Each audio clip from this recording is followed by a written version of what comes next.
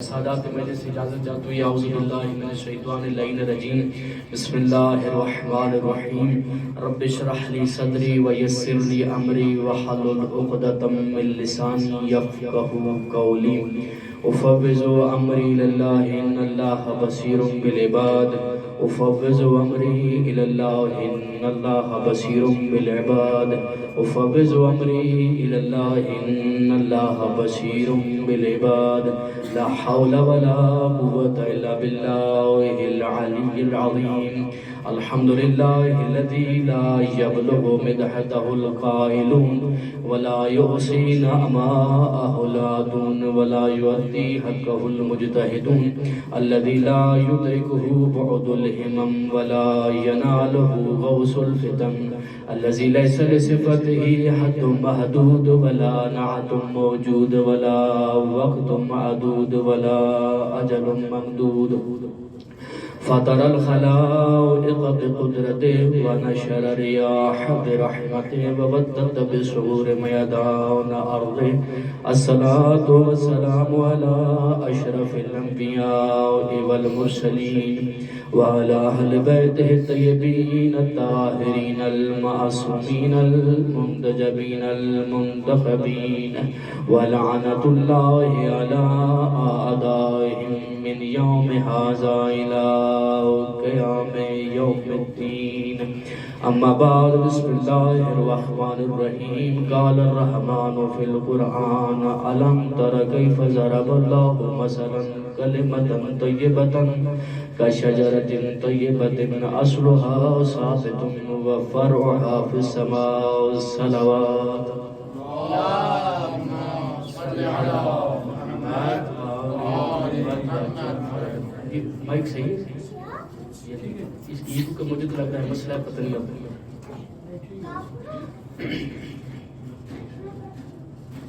سلسلہ شجرہ طیبہ کے حوالے سے کہ اللہ تعالیٰ کی ذات ارشاد فرماتی ہے کہ سورہ ابراہیم آیت نمبر 24 کہ کیا تم نے نہیں دیکھا کہ ہم نے تمہارے سامنے مثال پیش کی ہے کلمہ طیبہ کی اور یہ کلمہ طیبہ مثل شجرہ طیبہ ہے اور شجرہ طیبہ بھی ایسا شجرہ طیبہ ہے کہ اصلها ثابت و فرعها فی السماء اس کی اصل محکم اور ثابت ہے اور فرع اس کی آسمان تک پہنچی ہوئی ہے اور امام صادق علیہ السلام کے فرمان ذیشان کے مطابق اس اصل سے مراد محمد مصطفیٰ کا وجود مقدس اور فرع سے مراد جناب امیر المومنین علیہ السلام کی ذات اور اس سلسلے میں گفتگو چل رہی تھی آج چونکہ شب عاشور ہے اور ایک خصوصی مجلس ہے اور خصوصی اس کی طرف توجہ دینی چاہیے ہمیں لیکن ایک بات میں نے کہی تھی اور ادھار تھا آپ کا مجھ پر کہ علی علیہ السلام کی ذات گرامی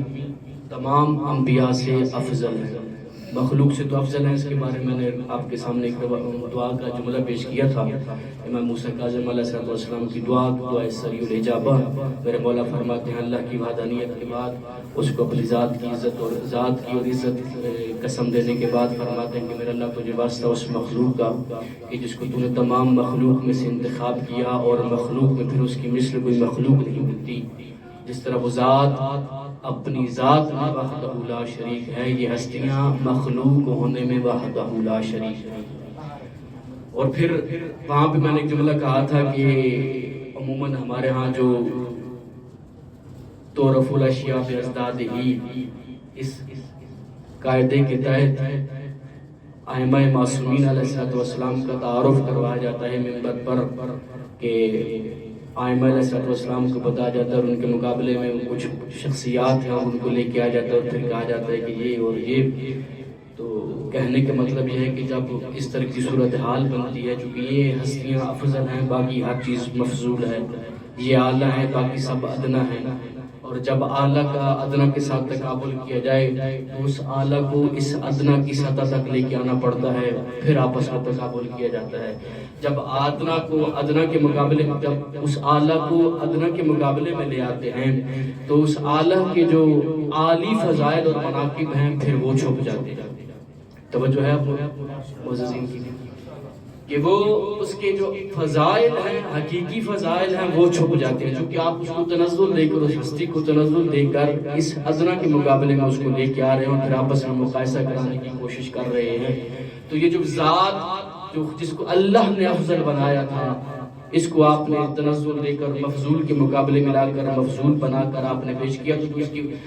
مناقب، حقیقی مناقب اور حقیقی فضائل تھے، پھر ان سے پردہ پڑ جاتا ہے، پھر آپ انہی کے تقابل میں لگے رہتے ہیں. تو یہ ایک معرفت پہنچانے کے ذریعہ ہے، لیکن اس حقیقی معرفت نہیں پہنچتی. اعلیٰ کو اعلیٰ مقام پر رکھو، ادنا کو ادنا کے مقام پر رکھو. اور پھر مقایسہ میں نے کہا تھا، اگر آپ نے علی ابن ابی طالب کا ایک صلوات پڑھ لیں، محمد وآل محمد علیہ وسلم، صلی اللہ محمد وآل محمد وآل. جب صلوات کو پڑھنا عظیم عبادت ہے، ایک دفعہ پھر بار دیگر بلندر صلوات پڑھ لیں. صلی اللہ محمد وآل محمد وآل. تو میں نے جملہ کہا تھا وہاں پر کہ اگر علی کا مقایسہ یا مقابلہ کرنا ہو تو اس کے لیے ان عام شخصیتوں کو نہ ڈھونڈا کرو، بلکہ علی کا مقابلہ کرنا ہو تو آدم سے مقابلہ کیا کرو، عیسیٰ سے مقابلہ کیا کرو، نوح سے مقابلہ کیا کرو، لوط سے جناب لوط علیہ السلام سے مقابلہ کیا کرو، جناب ابراہیم سے مقابلہ کیا کرو. کہنا یہ چاہتا ہوں کہ جب علی علیہ السلام کی ذات کا تقابل کسی سے کرنا چاہیں یا علی علیہ السلام کی ذات کا مقایسہ کسی سے کرنا چاہیں تو ان عام شخصیتوں سے مقایسہ کرنے کی بجائے وہ شخصیتیں جنہیں اللہ نے اپنا نمائندہ بنا کر بھیجا ہے ان کے ساتھ علی کا تقابل. اور میں یہ بات اپنی طرف سے کر نہیں رہا. علامہ مجلسی علیہ الرحمہ نے اپنی بحر الانوار کی 27ویں جلد میں ایک باب قائم کیا ہے اور اس باب کا نام رکھا ہے افضلیت و ائمۃ الہدی علی الانبیاء. اور 80 روایتیں وہاں پر موجود ہیں. جناب علامہ مجلسی نے ساری 80 روایتیں اکٹھے کی اور آپ مجھ سے زیادہ بہتر جاننے والے حضرات موجود ہیں کہ 80 روایتیں اگر کسی ایک نقطے پر دلالت کر رہی ہوں تو کہا جاتا ہے کہ یہ متواتر ہے. اور وہ 80 روایتوں کا آپ مطالعہ کریں تو باقی کوئی چیز آپ کو ملے یا نہ ملے، کم از کم آپ کو یہ ضرور ملے گا کہ ائمہ علیہ السلام انبیاء سے علم کے لحاظ سے بڑے بلند مقام پر فائز ہیں. اور بلکہ امام حسن عسکری علیہ السلام کا فرمان ذیشان کہ یکتا سے بوننا، یہ سارے انبیاء ہم سے علم کا سکھا. اور اس کی ایک روایت میں آپ کے سامنے پیش کرنا چاہتا ہوں. علی ابن عاصم کوفی، امام حسن عسکری علیہ السلام کا زمانہ ہے. یہ نبینا صحابی میرے مولا کا آتا ہے میرے مولا کی بارگاہ میں اور کہتا ہے کہ میں نے سلام کیا فسلمت علیہ فرد علیہ السلام، کہ میں نے مولا پر سلام کیا، مولا نے مجھے سلام کا جواب دیا. تو مولا نے مجھے کہا وقال مرحبا یا ابن عاصم، اے عاصم، اے پسر عاصم، ہم آپ کو خوش آمدید کہتے ہیں. اتنی عظیم شخصیت تھی پسر عاصم کہ وقت کے امام اس کو کہہ رہے ہیں خوش آمدید اے عاصم کے بیٹے، آپ ہماری بارگاہ میں آئے. پھر فرماتے اجلس ہنی اللہ، عاصم کے بیٹے بیٹھو، اللہ کا درود و سلام آپ پر ہو. یبن عاصم، اب توجہ کیجئے گا، یبن عاصم آتدری ما تحت قدمیک، آیا تو جانتا ہے کہ تیرے قدموں کے نیچے کیا ہے؟ تو عاصم کہتا ہے فقلت یا مولایا انی ارا تحت قدمی ھذا البساط کرم اللہ وجہ صاحبہ، کہ اے میرے مولا میں تو اپنے قدموں کے نیچے فقط فرش محسوس کر رہا ہوں، چونکہ نبینا تھا دیکھ نہیں سکتا تھا، فقط فرش محسوس کر رہا ہوں. اللہ صاحب فرش کے نور کو مزید نورانی در بنائے. دعا بھی دی مولا کو اور کہا کہ مولا میں صرف فرش دیکھ رہا ہوں. میرے مولا نے پھر حقائق کھولنا شروع کیے. میرے مولا فرماتا ہے فقال علی ابن عاصم اعلم انک علی بساط جلس علیہ کثیر من النبیین والمرسلین، کہ اے ابن عاصم جان لے کہ جس فرش کو تو عام معمولی فرش سمجھ رہا ہے یہ عام معمولی فرش نہیں ہے.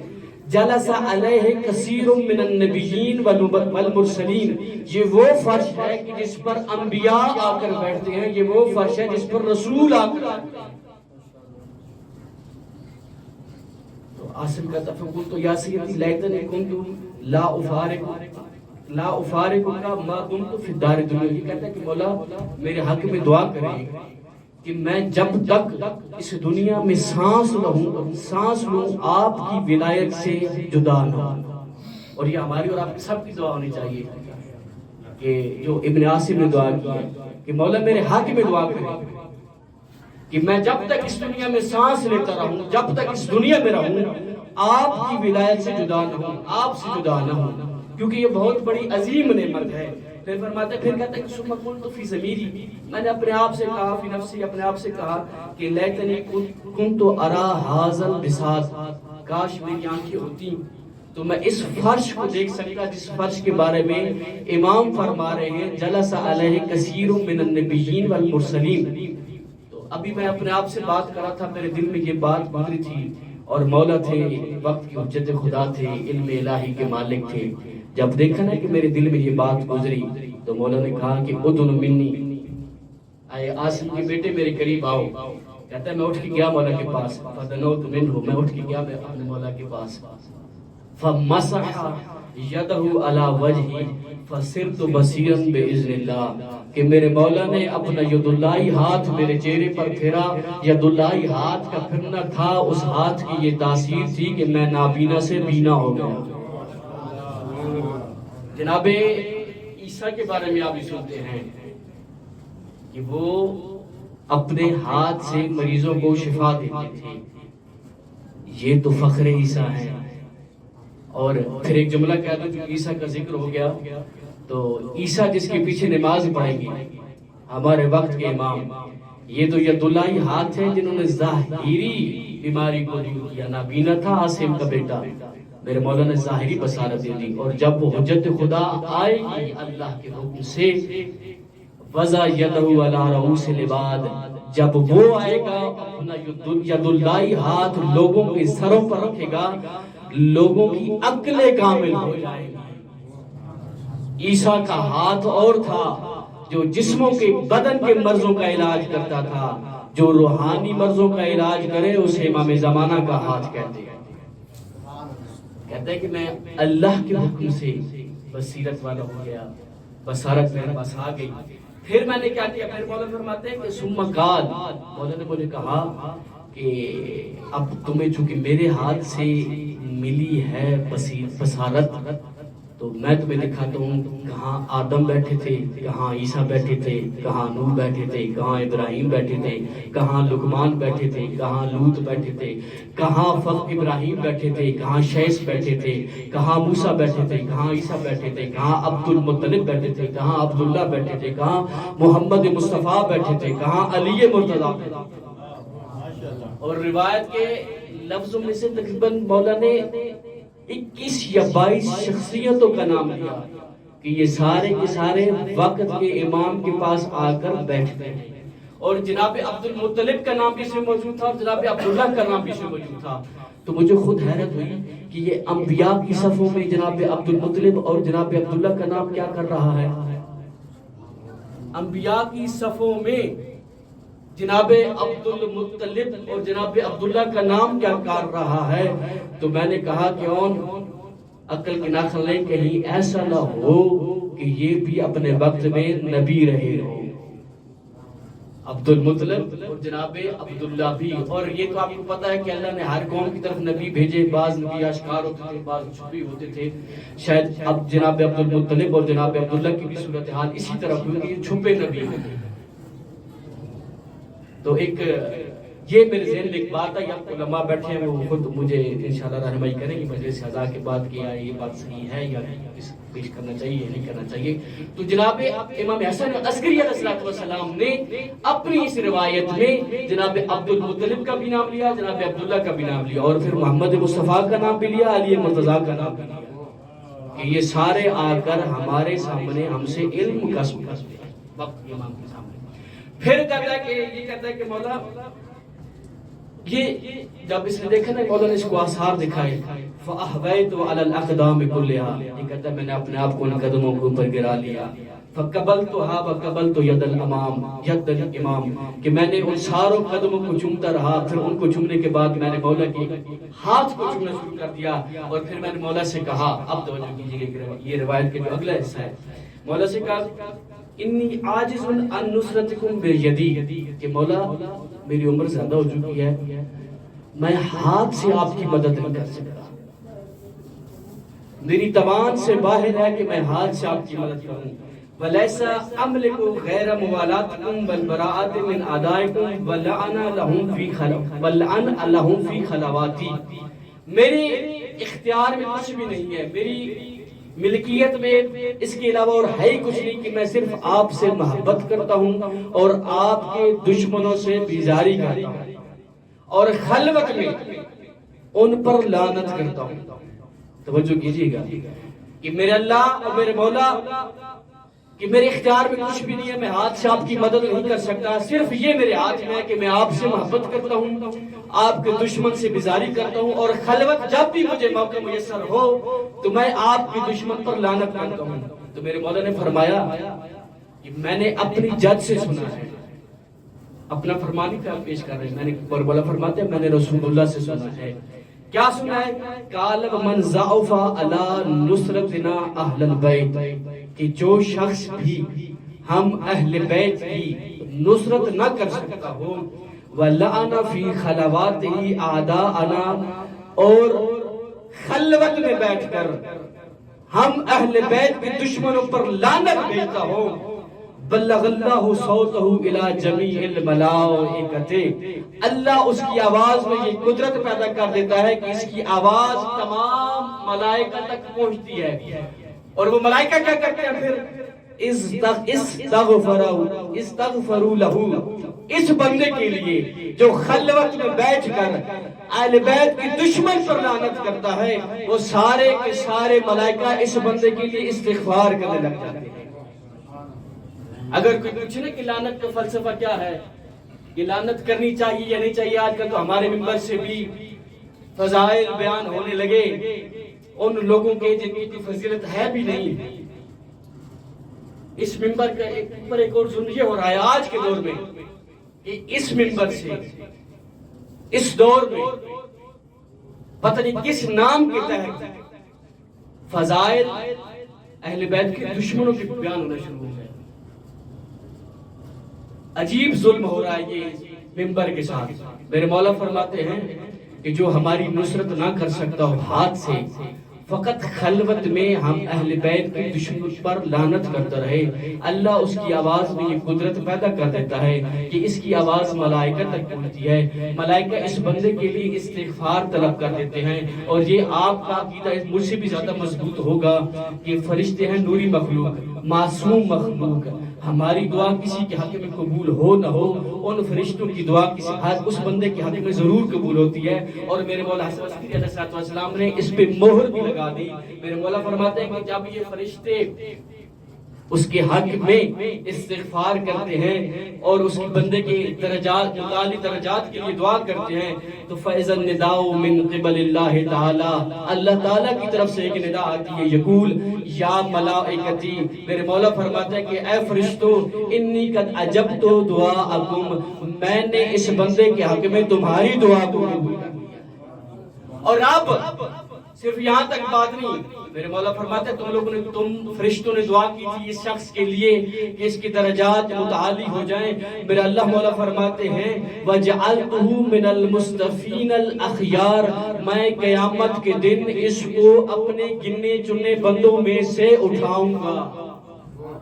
اہل بیت کے دشمنوں پر لعنت، آواز بلند کر صلوات۔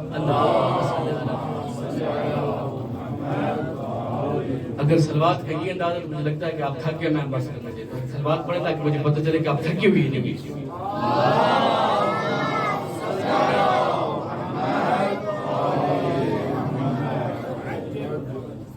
تو یہ ہے وقت کے امام جن کے پاس تمام انبیاء تمام مرسلین آ کر علم کسب کر کے لے کے جاتے ہیں۔ اور یہ ایک روایت اور اس روایت کے بعد میں زحمت تمام کروں گا کہ حجاج سقفی کا زمانہ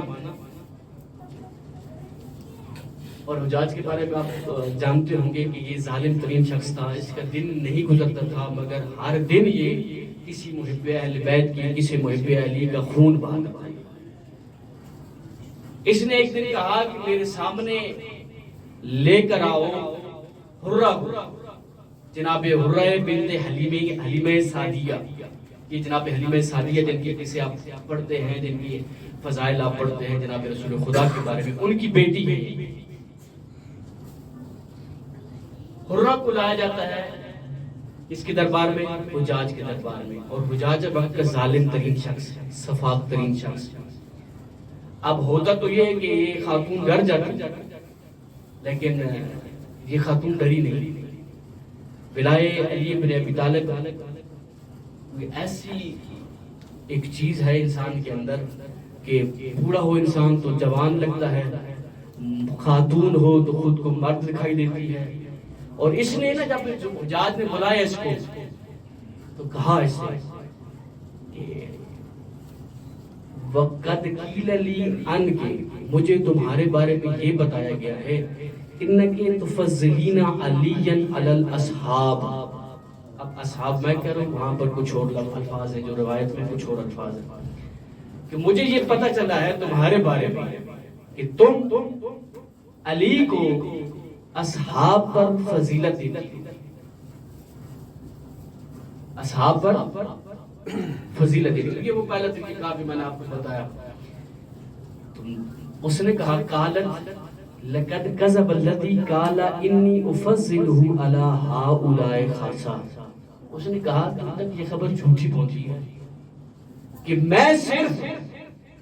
اصحاب پر علی کو فضیلت نہیں دیتی ہے، بلکہ اس کے علاوہ بھی اور ہستیاں ہیں جن پر میں علی کو فضیلت دیتی ہوں۔ یہ کہتا ہے تعجب میں آ کر وَعَلَى غَيْرِ هَؤُلَاءِ، کیا ان اصحاب کے علاوہ بھی ایسی ہستیاں ہیں جن کے اوپر وہ علی کو فضیلت دیتی ہے؟ میں آرام سے پڑھوں، آپ بھی بڑے توجہ کے ساتھ سن رہے ہیں۔ تو عَلَى غَيْرِ هَؤُلَاءِ، کیا ان کے علاوہ بھی کوئی ایسی شخصیتیں ہیں کہ جن کے اوپر تو علی کو فضیلت دیتی ہے؟ قالت، آپ دیکھیے گا یہ جملہ دیکھیے گا، اور یہ دیکھیے کلمہ حق بیان کر رہا ہوں نا، تو دشمن کے سامنے بیان کرنا سب سے بڑا مشکل کام ہے۔ یہ علی کی وہ کنیز ہے کہ دشمن کے سامنے حق بیان کر رہی ہے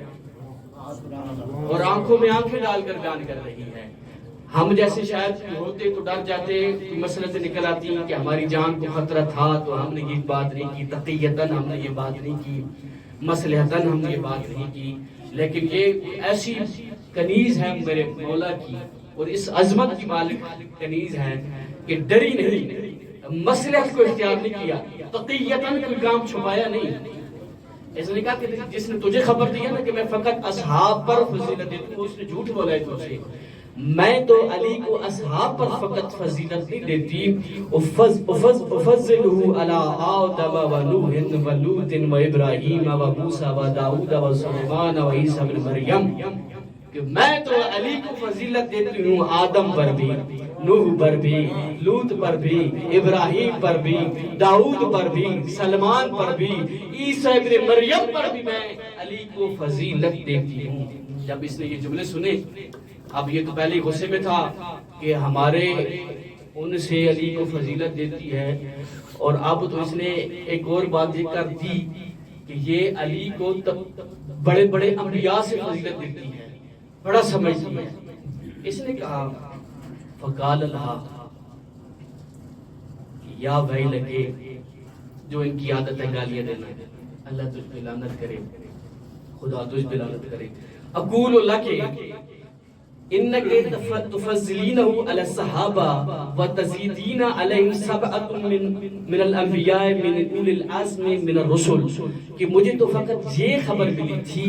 کہ تو صحابہ پر علی کو فضیلت دیتی ہے، لیکن تو نے میرے دربار میں آ کر تو مجھے یہ کہہ رہی ہے کہ صحابہ تو اپنی جگہ پر، میں تو بڑے بڑے نبیوں پر علی کو فضیلت دیتی ہوں۔ وَإِذَا لَمْ تَأْتِ بِبَيَانِ مَا قُلْتِ وَإِلَّا لَأَضْرِبَنَّ عُنُقَكَ، کہ اگر یہ جو تم نے دعویٰ کیا ہے کہ میں علی کو آدم پر، نوح پر، لوط پر، داؤد پر، جناب سلیمان پر، جناب ابراہیم پر، جناب عیسیٰ ابن مریم پر فضیلت کے لیے یہ جو تم نے دعویٰ کیا ہے، اگر اس کے لیے تیرے پاس دلیل نہ ہوئی تو میں حجاج ہوں، مجھے جانتی ہوں، میں تمہاری گردن کاٹ دوں گا، میں تمہاری گردن کاٹ دوں گا۔ جہاں پر جہالت ہو وہاں پر علم کا جواب اسی انداز میں دیا جاتا ہے، جہاں پر جہالتیں پائی جا رہی ہو وہاں پر علم کا جواب اسی انداز میں دیا جائے گا۔ اب شیعوں کے مقابلے میں جواب ملتا نہیں تو کوئی کافر کے نعرے لگانا شروع کر دیتے ہیں، کوئی ہمیں اڑانا شروع کر دیتے ہیں، یہ ان کی پرانی رسم و رواج ہے، کوئی آج کی نہیں ہے۔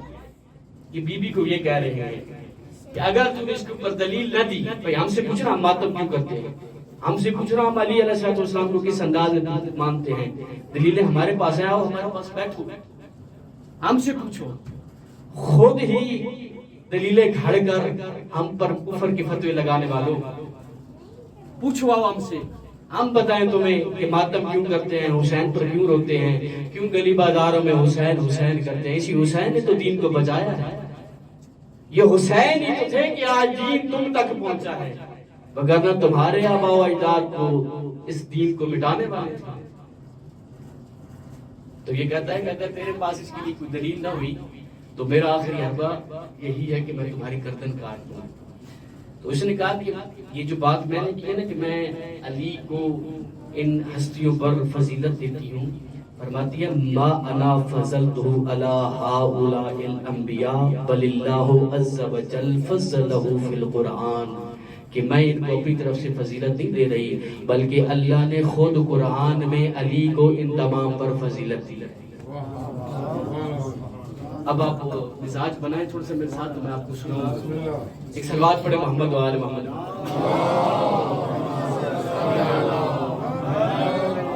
سارا نہیں سناتا،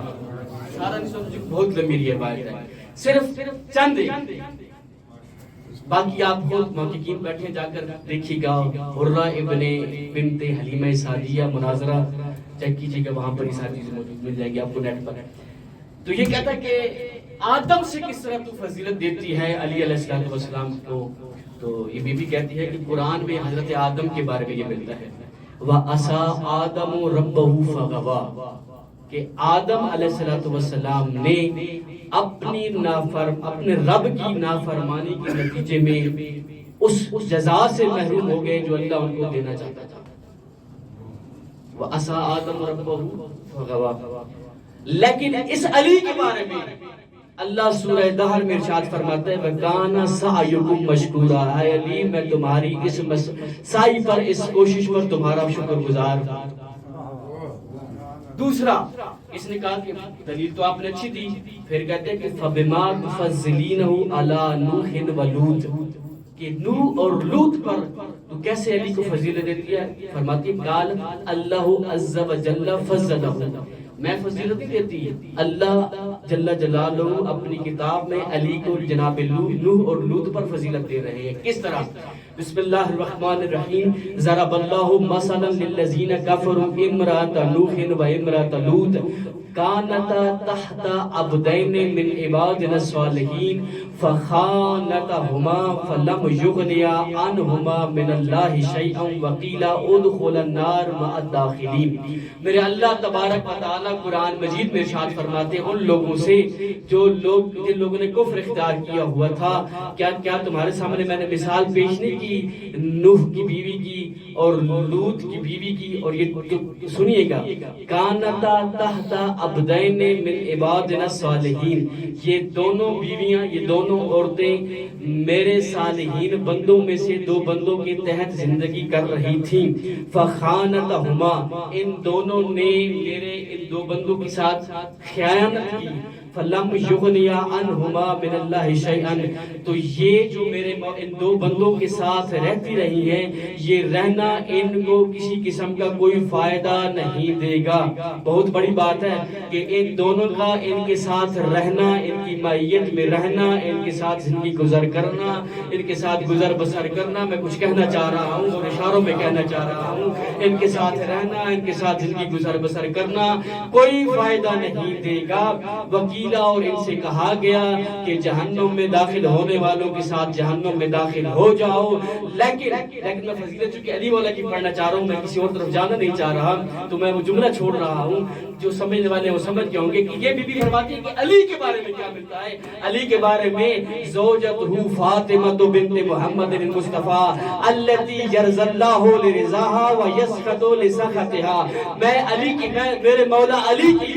بیوی کی شان پوچھتے ہو، میرے مولا علی کی بیوی محمد مصطفیٰ کی بیٹی ہے، جس کے بارے میں اللہ ارشاد فرماتا ہے کہ فاطمہ کی رضایت ہوگی تو میں راضی ہوں گا، فاطمہ اگر کسی سے ناراض ہوگی اس سے میں بھی راضی نہیں ہوں گا۔ یہ نوح اور لوط کی بیویاں تھیں جو زندگی گزارتی رہیں عبد سہل، دونوں اللہ کے سہل بندوں کے تحت۔ اور بہت بڑا یہ نکتہ ہے کہ کئی ہستیاں ہمارے رسول کے ساتھ بھی زندگی گزارتی رہیں، اور اگر کوئی یہ کہے کہ یہ ساتھ رہنا کوئی فائدہ دے گا، اللہ کی قرآن میں ارشاد فرماتا ہے لم یغنیا عنہما من اللہ شیئا، کہ ان دونوں کا ساتھ رہنا کسی کو کچھ فائدہ نہیں دے گا۔ لہذا وہ لوگ جو کہتے ہیں نا کہ رسول کے ساتھ رہے ہیں، رسول کے ساتھ ہیں، کوئی فائدہ نہیں دے گا۔ اور یہ نوح علیہ السلام کے تو کوئی عجیب سے قصے ہیں۔ میں جب یہ آیت لکھ رہا تھا تو میرے ذہن میں ایک بات آ گئی کہ نوح کی بیوی، کہ یہ قرآن میں ایک آیت یہ ہے، نوح کے بیٹے کے بارے میں بھی اللہ کچھ اسی طرح کا بیان دے رہا ہے کہ لیسا من اہلک، یہ تمہارے اہل میں سے نہیں ہے۔ تو یہ نوح کا اپنا ایک مقدر تھا، نبی تھے، آپ کیا کہہ سکتے ہیں کہ جناب نوح کی بیوی، لوط کی بیوی کے بارے میں یہ ہے، نوح کی بیوی کے بارے میں یہ مل رہی ہے، اور ادھر سے بیٹے کے بارے میں یہ مل رہا ہے کہ لیسا من اہلک، یہ تمہارے اہل میں سے نہیں ہے۔ پھر فرماتا ہے کہ دلیل تو تمہیں اچھی دی ہے، فَبِمَا تُفَضِّلِينَهُ عَلَىٰ الْأَنْبِيَاءِ إِبْرَاهِيمَ أَبِي الْأَنْبِيَاءِ إِبْرَاهِيمَ خَلِيلِ اللَّهِ، کہ مجھے یہ بتا چلو، یہ دو باتیں مجھے سمجھ میں آگئی کہ آدم سے علی افضل ہو گئے، نوح اور لوط سے جناب علی افضل ہو گئے۔ ابراہیم جو تمام نبیوں کے باپ ہیں، ان سے کیسے، جو ہمارے باپ ہیں، ان سے کیسے تو سب کا علی کو فضیلت دے رہی ہے؟ کہتی ہے کہ یہ بھی میں فضیلت دے رہی ہے، اللہ عز و جل فضلہ، میرے مولا علی کو اللہ فضیلت دے رہا ہے۔ اور یہ آیت پہلے بھی میں پڑھ چکا ہوں، اللہ میرے مولا فرماتے، جناب ابراہیم فرماتے ہیں رب آرنی کیف تحیی الموتى قال اولم تؤمن قال بلی ولکن لیطمئن قلبی۔ جناب ابراہیم کا عقیدہ توحید دیکھیے گا،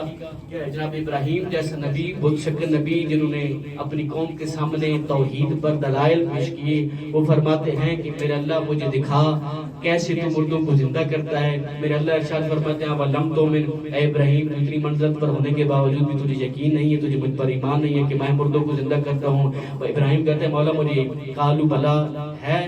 یقین ہے، قال بلا ہے، مجھے یقین ہے، لیکن لیطمئن قلبی، میں چاہتا ہوں میرے قلب کو اطمینان حاصل ہو جائے۔ یہ ہے جناب ابراہیم، جناب امیر المومنین کا فرماتے ہیں کہ، اور یہ جناب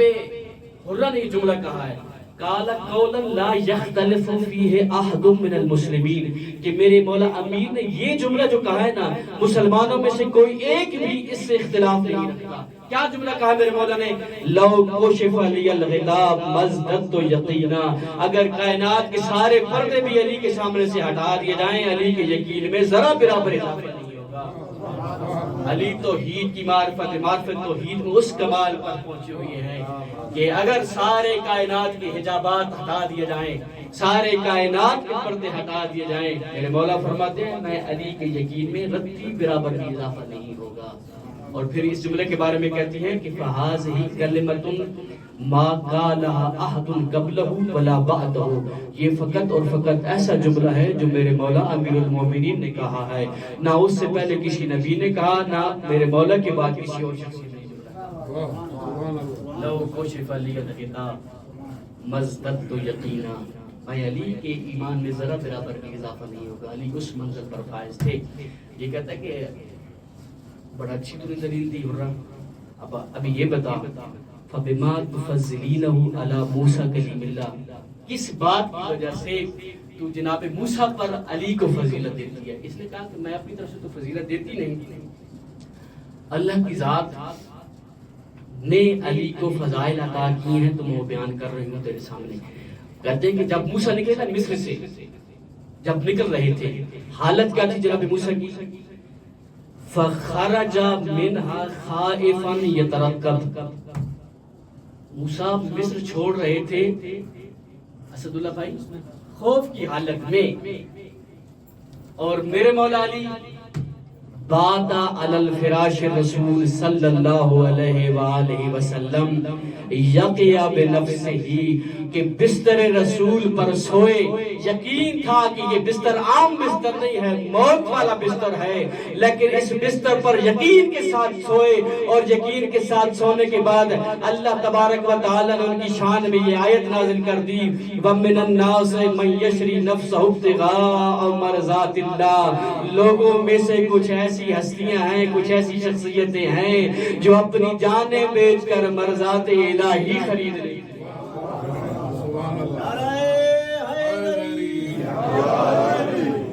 جناب موسیٰ ڈر تھا، خائف کی حالت خوف میں نکل رہے تھے، جہاں یقین تھا یہ بستر مرگ ہے، بستر موت ہے، لیکن ایسے یقین کے ساتھ سوئے کہ مولا فرماتے ہیں میں اس سے پہلے ایسی نیند کبھی سویا ہی نہیں تھا جیسی آج کی رات میں سویا ہوں۔ اور پھر اللہ تبارک و تعالی نے شان میں آیت نازل کر دی۔ ایک سلوات پڑھے محمد و آل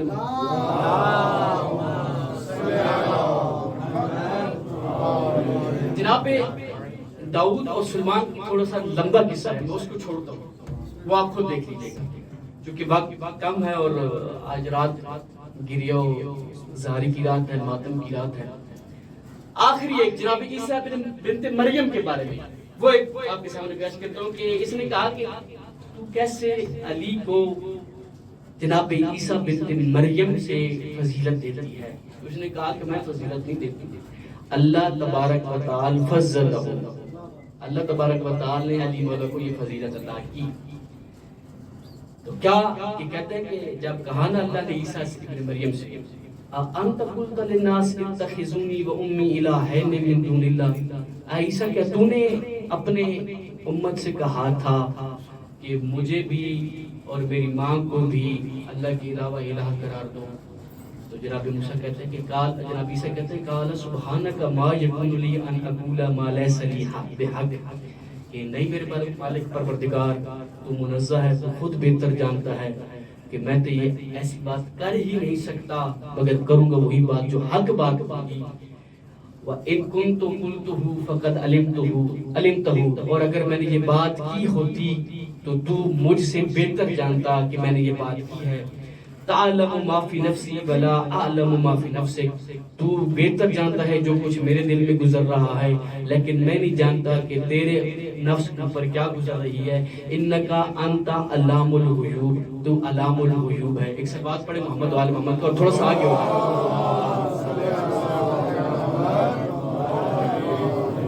نعرہ تکبیر، اللہ نعرہ رسالت، یا رسول اللہ، حسینیات، زندہ باد، یزیدیات، نعرہ حیدری، یا آل محمد دے کل دشمنات لعنات، بے شمار، اور عظمت آل محمد صلوات۔ اللہم صلی علی محمد۔ تو عیسیٰ کیا تھا نے یہ کہا تھا اپنی امت کو کہ مجھے خدا مان لے، کہ لوگ آپ کی عبادت کرنے لگ گئے، اور جب انہوں نے عبادت کی نا تو عیسیٰ نے کہا کہ مولا ان کے اور میرے درمیان قیامت کے دن فیصلہ کرنا۔ تو یہ حکم مقبول ہو گیا کب تک؟ قیامت تک۔ قیامت آئے گی، جناب عیسیٰ آئے گی، جناب عیسیٰ کے وہ لوگ آئیں گے جو عیسیٰ کی عبادت کرتے تھے۔ تو کہتی ہے میں علی علیہ السلام کو اس وجہ سے افضل مانتی ہوں، لم مدعا فیہ النصیریہ مدعو، کہ کہ جب علی کے سامنے کچھ ایسے لوگ آئے جنہوں نے علی اللہ کا دعویٰ کیا اور علی کی عبادت کرنے لگے، تو علی نے قیامت کا انتظار نہیں کیا، علی نے فوراً ان کو آگ جلوا کر بھسم کر دیا اور اسی وقت فیصلہ کر کے بتا دیا عیسیٰ اور ہے جن کے فیصلے قیامت میں ہوں گے، میں فخر عیسیٰ ہوں، میرے سارے فیصلے اسی دنیا میں ہوں۔ نعرہ حیدری۔ اس نے آخر میں جملہ کہا، یہ سارا جب جناب حرہ بنت حلیمہ سعدیہ نے فضائل علی کے پڑھ لیے، بیان کر لی، تمام انبیاء سے جناب علی علیہ السلام کو افضل بتلا دیا، اس نے کہا تھوڑا سا منصف مزاج تھا یہ، اس ٹائم پہ اس کو انصاف آ گیا تھا، اس نے کہا کہ حلیمہ تو نے دلائل بہت مضبوط دیے ہیں، اگر یہ تو دلائل نہ دیتی تو تیرا میں وہ حشر کرتا کہ سارا زمانہ یاد کرتا کہ کوئی ایسا میں تیرا حشر کرتا کہ کوئی زمانے میں علی کا نام لینے والا ہے، لیکن تیرے دلائل اتنے مضبوط ہیں، میں ان دلائل کے سامنے بالکل چپ ہوں۔ تو یہ کہنا چاہ رہا تھا کہ جناب علی علیہ السلام تمام انبیاء سے افضل ہیں، علم کے لحاظ سے بھی، اور وہ تو حدیث مشہور سنتے ہیں آپ کہ جس نے آدم کو دیکھنا ہو وہ علی کو دیکھے، جس نے زہد عیسیٰ کا مطالعہ کرنا ہو وہ علی کو دیکھے، جس نے فلاں نبی کو فلاں صفت میں دیکھنا ہو وہ علی کو دیکھے، یعنی انبیاء کی ساری صفات کو جمع کیا جائے علی ابن ابی طالب کی ذات بنتی ہے، علی ابن ابی طالب کی ذات کی صفات کو بکھیرا جائے تو 1,01,000 کم 24,000 نبی بنتے ہیں۔ آدم سے خاتم تک، خاتم سے پہلے جتنے نبی گزرے ہیں ان سب میں جناب امیر المومنین علیہ السلام کی ذات کی صفات پائی جاتی تھیں، اور انہی مقام و مراتب کو بتانے کے لیے کہ ہم تم جیسے نہیں، ہمیں کوئی دنیا کا لالچ نہیں، ہمیں کوئی خلافت کا لالچ نہیں،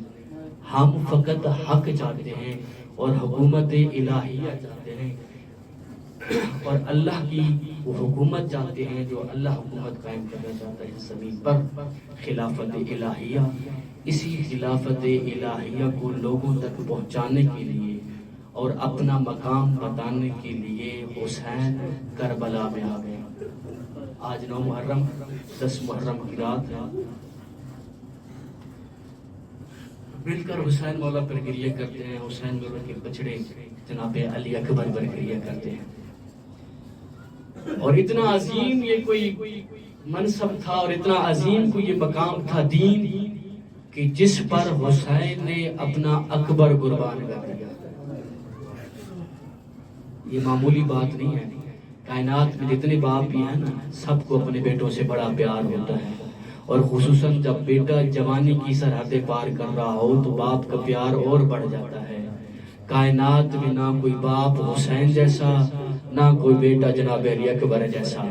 اور حسین کو اپنے بیٹے علی اکبر سے کوئی اتنا پیار تھا۔ 2 روایتیں پیار کی سن لو کہ جناب ام لیلہ کہتی ہیں کہ میں نے کئی بار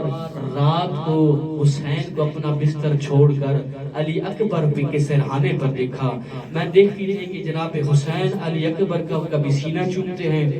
کبھی پیشانی چومتے ہیں، کبھی ہاتھ چومتے ہیں۔ میں نے ایک دن تعجب سے جناب حسین مولا سے پوچھ لیا، میرے سردار، میرے آقا، آپ دن میں بھی جناب علی اکبر کو بوسے دیتے رہتے ہیں، یہ رات کو اٹھ کر علی اکبر کو بوسے دینے کا کیا مطلب ہے؟ جناب حسین نے کہا ہوگا، لیلا تو جو ماں ہے تجھے میں کیا بتاؤں، میں کیوں اکبر کو بوسے دیتا ہوں سینے پر، اور میں کیوں اکبر کو چومتا ہوں، کربلا کا میدان ہوگا، یہ اکبر کا سینہ ہوگا، اس میں دشمن کا نیزہ لگ جائے گا، اور لیلا تو ماں ہے، میں تجھے یہ سب نہیں بتا سکتا، میں کیوں اکبر کو بوسے دیتا ہوں۔ دوسری روایت ہاشم بہرانی نے لکھا کہ جناب اکبر کا سن چھوٹا تھا، جناب حسین مولا کی گود میں بیٹھے تھے، باتیں ہو رہی تھی، باتیں کرتے جناب علی اکبر نے کہا، بابا، میرے پیارے بابا، آج میرا دل کر رہا ہے انگور کھانے کو۔ اللہ اکبر، انگور کا موسم نہیں تھا، جب جناب علی اکبر کی زبان سے سنا نا بابا نے حسین مولا نے کہ میرے بیٹے کا دل کر رہا ہے انگور کھانے کو، فوراً دست عبداللہ ہی بڑھایا، جنت سے انگور کی ایک بیل آئی، وہاں سے انگور اتار کر علی اکبر کو دے دیے۔ جناب علی اکبر انگور کھانے میں مصروف ہو گئے، حسین کی آنکھوں سے آنسو نکلنا شروع ہو گئے۔ جب اکبر نے دیکھا نا میرے بابا رو رہے ہیں، رو کر پوچھتے ہیں بابا کیا میرا بے موسم پھل مانگنا آپ کو رونے پہ مجبور کر رہا ہے؟ حسین نے کہا نہیں اکبر بیٹا، انگور تیرا انگور مانگنا مجھے رونے پر مجبور نہیں کر رہا، مجھے تو کربلا یاد آ گئی، یہ مدینہ ہے، آج تو نے مجھ سے بے موسم پھل مانگا ہے، میں حسین ہوں، دے رہا ہوں تجھے بے موسم پھل، لیکن کل کربلا کا میدان ہوگا، 61 ہجری ہوگی، تو مجھ سے پانی مانگے گا حسین، اتنا غریب ہوگا حسین کے پاس تجھے دینے کے لیے پانی نہیں ہوگا۔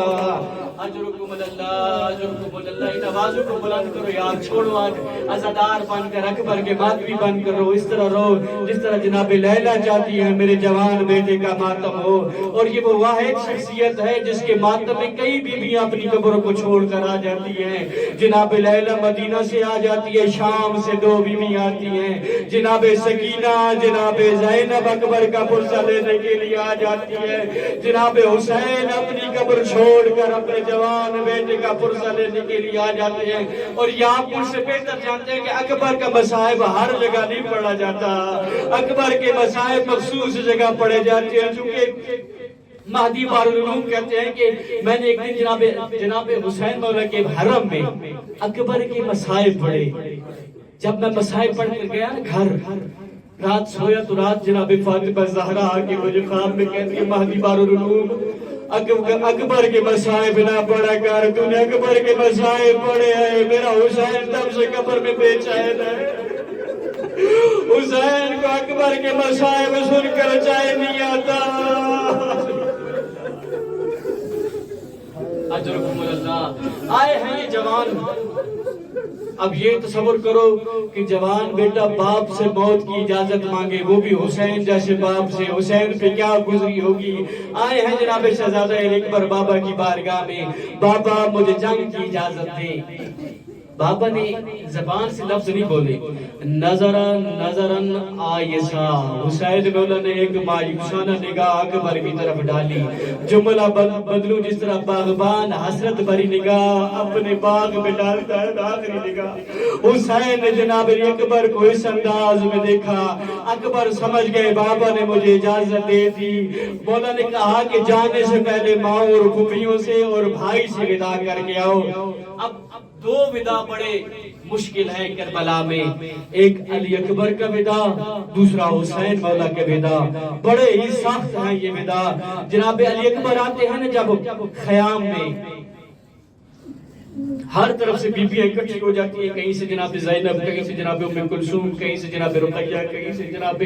سکینہ سلام اللہ علیہ، ساری بیویاں اکٹھی ہو جاتی ہیں جناب علی اکبر کے گرد، جس طرح ماتمی حلقہ بناتے ہیں جناب علی اکبر کے گرد، اس طرح اکٹھی ہو رہی ہیں، کوئی ہاتھ چومتی ہے، کوئی گلا چومتی ہے، کوئی سینہ چومتی ہے، کوئی پیشانی پر بوسہ دیتی ہے۔ اور مقتل والوں نے لکھا کہ جو بھی شہید آتا تھا نا شہادت کے بعد اس پر ماتم ہوتا تھا، یہ واحد شہید ہے جو جانے سے پہلے جس پر ماتم ہوا، اور جس پر جانے سے پہلے زینب نے ماتم کیا۔ کوئی بی بی کہہ رہی تھی واہ محمد، کوئی بی بی کہہ رہی تھی واہ علیہ، اور کوئی بی بی کہہ رہی تھی واہ اکبر، کوئی بی بی کہہ رہی تھی ہائے جوانی، کوئی بی بی کہہ رہی تھی ہائے جوان۔ مقتل والوں نے لکھا کہ کئی مرتبہ خیمے کا پلو اٹھا پھر نیچے گرا، اکبر نکلنے کی کوشش کرتے ہیں کہ کسی طریقے سے میں نکلوں، کوئی بی بی دامن میں ہاتھ ڈال لیتی، اکبر ایک دفعہ پھر دعا نہ تجھے دیکھ لے، کوئی بی بی ہاتھ پکڑ لیتی، اکبر ایک دفعہ آج تجھے دیکھ لے، تیری زیارت کر لے، اس کے بعد تمہیں واپس نہیں آنا۔ بڑی مشکل سے اکبر نے پھوپھیوں سے ماؤں سے ودا کیا، آئے ہیں اب جناب زین العابدین سے ودا کرنے کے لیے، اور آپ کو علم ہے جناب زین العابدین ہے بیمار کربلا، بے ہوش پڑے ہیں۔ میرا دل یہ کہتا ہوگا کہ جناب اکبر نے جناب زین العابدین کے ہاتھ چھوئے ہوں گے، پیشانی پر بہت صدیوں کا یہ روایت ابھی جو پڑھنے جا رہا ہوں کہ جناب علی اکبر بیٹھ کر نا جناب زین العابدین کے پاؤں پر اپنی آنکھیں مسح کرنا شروع کر دیتے بڑی آسانی سے آپ کہہ رہے ہوں گے ان پاؤں نے شام کا بازار دیکھنا ہے، کہہ رہے ہوں گے ان پاؤں نے کوفہ کے بازار دیکھنے ہیں، کہہ رہے ہوں گے ان پاؤں نے میری پھپھیوں اور ماؤں کے ساتھ کئی میل سفر کرنا ہے۔ جناب زین العابدین کو پاؤں پر تھوڑی سی آنسو کی تمازت محسوس ہوئی نا، جناب زین العابدین ہوش میں آتے ہیں، دیکھتا ہے پاؤں کی طرف جناب علی اکبر بیٹھے ہیں، بھائی کو سینے سے لگایا، حضرت اللہ زین العابدین نے پوچھا اکبر بھیا کیا کر رہے ہو؟ اکبر نے کہا ہوگا بھیا سارے اصحاب چلے گئے، میں تجھ سے ودا کرنے کے لیے آیا ہوں، اور میں میدان جنگ جا رہا ہوں، اور میں موت کی طرف جا رہا ہوں۔ یہاں تک روایت ہے میرے دل، اب میں زبان حال بیان کرنے لگا ہوں۔ جناب زین العابدین نے کہا اکبر بھیا امتحان بدلتے ہیں، تو شام والا امتحان تو لے لے، کربلا والا امتحان مجھے دے دے۔ اکبر نے کہا ہوگا نہیں بھیا شام جانے تو جا، میں برداشت نہیں کر سکتا، اور میری پھوپھیوں کے سارے ننگے ہو، کبھی اس بازار کبھی اس بازار، کبھی اس دربار کبھی اس دربار، اور بدماشوں کا مجمع۔ اجرکم اللہ اجرکم اللہ۔ نکلے ہیں جناب زین العابدین سے ودا کر کے، آئے ہیں گھوڑے پر خود حسین نے سوار کیا۔ جیسے گھوڑے نے سفر شروع کرنا شروع کیا نا، مولا فرماتے ہیں مہلن مہلن یا بنیا، او میرے بیٹا آہستہ آہستہ جانا۔ روایت کہتی جیسے اکبر کا گھوڑا چلا، حسین نے پیچھے چلنا شروع کر دیا۔ اکبر پیچھے مڑ کر دیکھتے ہیں بابا چلے آ رہے ہیں، کہتے ہیں بابا میں ابھی آپ سے ودا کر کے آ رہا ہوں، پھر میرے پیچھے کیوں آ رہے ہیں؟ جناب حسین مولا کہتے ہیں اکبر تو گھوڑا چلاتا جا، پیچھے مڑ کے دیکھتا جا، میں تیری زیارت کرتا رہوں گا۔ بابا آخر وجہ کیا ہے، میرے پیچھے بھی کیوں چل کے آ رہے ہیں؟ حسین مولا کہتے ہیں اکبر اگر میں وجہ بتا بھی دوں گے تو تو محسوس نہیں کر سکے گا۔ نہیں بابا بتائیں نا وجہ کیا ہے؟ حسین مولا کہتے ہیں اکبر تیرا کوئی جوان بیٹا جو نہیں،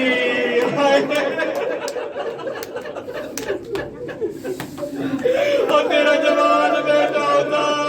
تجھ سے موت کی اجازت مانگتا، پھر تجھے پتا ہوتا۔ اب اکبر چلے ہیں میدان جنگ کی طرف۔ جنگ کی حسین کے شہزادے نے، عباس کے شاگرد نے 120 لانتیوں کو پھر نار کیا۔ آتے ہیں پھر بابا کے پاس واپس، یا بتا العطش قد قتلنی، بابا ایک گھونٹ پانی ملتا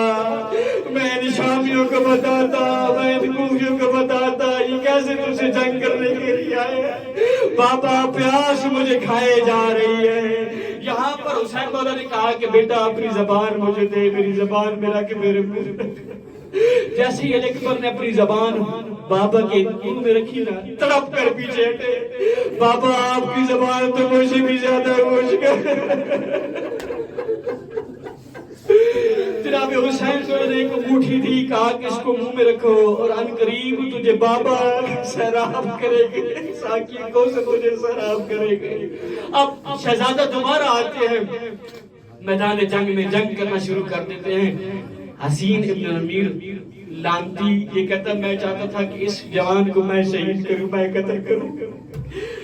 اور یہ ہاشمی جوان تھا، یہ ایسے تو کسی کی قابو میں نہیں آتے ہاشمی جوان۔ میں نے دھوکہ دے کر یہ ارادہ کر لیا تھا کہ میں نے علی اکبر کو مارنا ہے، لیکن دھوکہ دے کر مارنا ہے۔ اب علی اکبر جنگ میں مصروف ہے، یہ کہتا ہے کہ حسین ابن نمیر کہتا ہے کہ میں نے ہاتھ میں ایک بڑا نیزہ تھا،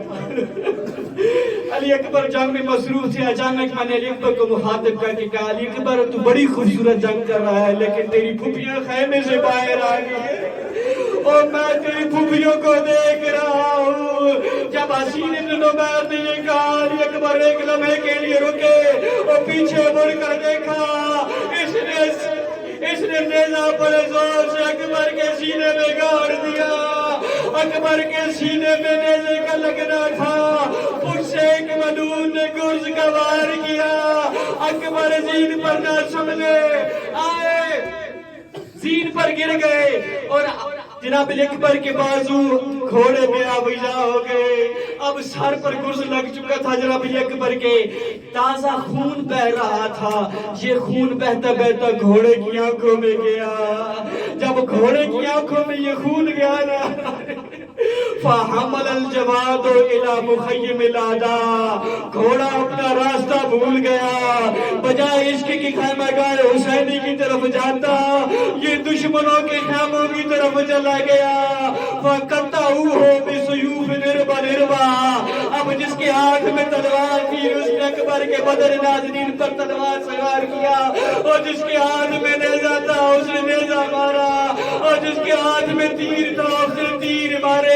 اتنے تیر لگے جناب علی اکبر کے بدن پر, علی اکبر کے بدن کی ہڈیاں ٹوٹ گئی. آخر ایک وقت آیا, اکبر زین سے زمین پر آئے, کہا یا بتا میرا آخری سلام, او بابا او میرا آخری سلام اکبر کا. اب حسین مولا کی حالت کیا ہے؟ حسین مولا پہلے گھوڑے پہ بیٹھ کر آتے ہیں, لیکن گھوڑوں کے زیادہ ہونے کی وجہ سے گھوڑے پہ چل نہیں سکتے. حسین زمین پر آتے ہیں لیکن چل نہیں سکتے. گھوڑے حسین مولا پہ بیٹے کی لاش پر کیسے پہنچے؟ پدر پر لاشیں پسر زانو بے زانو رسید. حسین بیٹے کی لاش پر ایسے آئے اور جیسے کہ جو چھوٹا بچہ گھٹنوں اور کونیوں کے بن چلتا ہے. جب آتے ہیں نا حسین اکبر کی لاش پر, اکبر کے لاشیں کو اپنے گود میں رکھتے ہیں. فَبَزَا خَدَهُ عَلَىٰ خَدِّهِ, اپنی صورت کو اس اکبر کی صورت پر, اکبر کے چہرے پر رکھ دیتے ہیں اور بیان کر کے کہتے ہیں لَن دنیا بعد کا لفا, اکبر تیرے بعد حسین کی دنیا ختم ہو گئی اور میری آنکھوں کا نور اکبر. ماتم حسین.